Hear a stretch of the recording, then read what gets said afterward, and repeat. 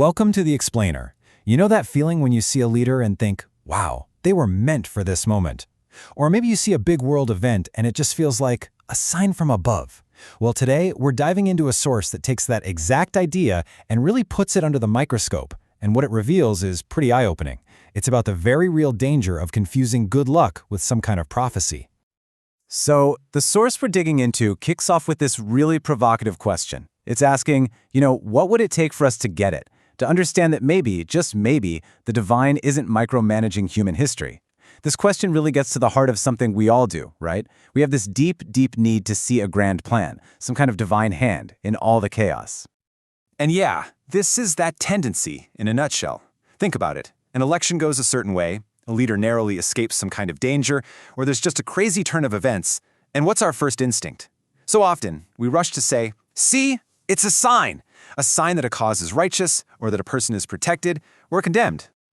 So this presents us with a real fork in the road for how we interpret the world. On one hand, you have the idea that a leader's good fortune is a sign of divine protection, proof of a higher purpose. But on the other hand, is it? Or are we maybe just ignoring some pretty important human factors?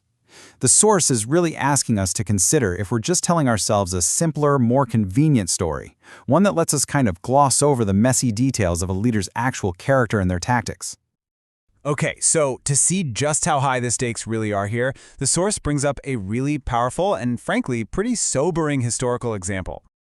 Yeah, let's be super clear about this because it's important. The point here is not to draw a direct comparison to any current political figures. The goal is to look at a historical pattern, to see what happens when people get so swept up in the idea of a leader's mission that they just stop thinking critically. And this quote really nails the core of the argument. That's the key, right? Believing in this grand prophetic mission became an excuse, a reason to just look away from all the troubling methods and character flaws that were right there in front of everyone. The what he was doing got ignored because the why felt so huge, so important. And, well, we all know where that road of blind faith ultimately led. It wasn't to salvation. Believing in a prophesied leader paved the way for an absolute disaster, a catastrophe on a scale that's hard to even comprehend. So this historical lesson poses a really tough question for us today. I mean, when we say it's destiny or it's all part of the plan, are we just looking for a noble-sounding excuse to not have to make our own moral judgments? To basically wash our hands of the hard work of thinking for ourselves? But here's a really crucial point the source makes. This isn't just a critique of one particular ideology. This is a human problem, and it can pop up absolutely anywhere on the political spectrum.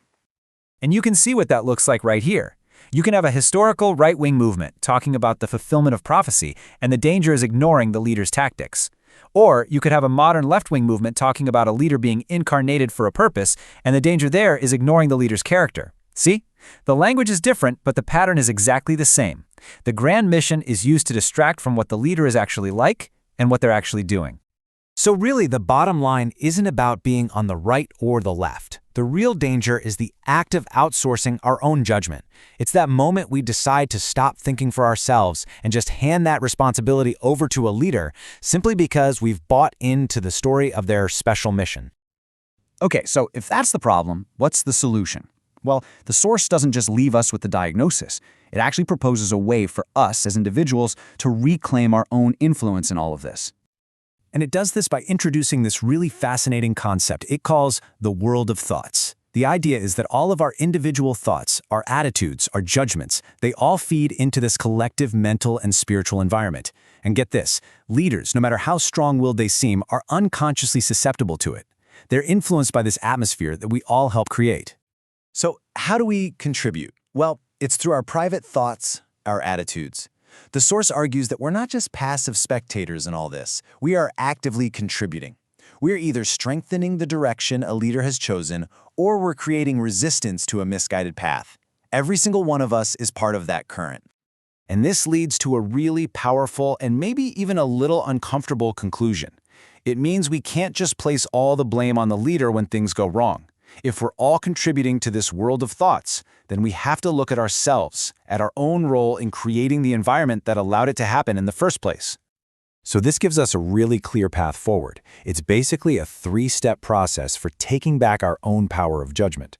Step 1, Challenge those big prophetic claims. Question the idea of destiny. Step 2. Assess character and tactics. Judge leaders by their actions, not just their grand mission statement. And finally, Step 3. Strengthen our own personal discernment. Really cultivate and trust our own internal sense of right and wrong. And this all builds to what is maybe the most crucial takeaway. The best way to support a truly noble mission isn't to just blindly follow. It's to strengthen our own judgment. If you really want to help a good cause, the most powerful thing you can offer is your critical mind. It's about being a discerning supporter, not a blind follower.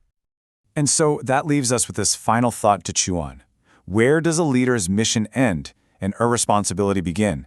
In any cause we believe in, at what point do we need to stop just following along and really start taking ownership of our part in it? That's something for all of us to really think about.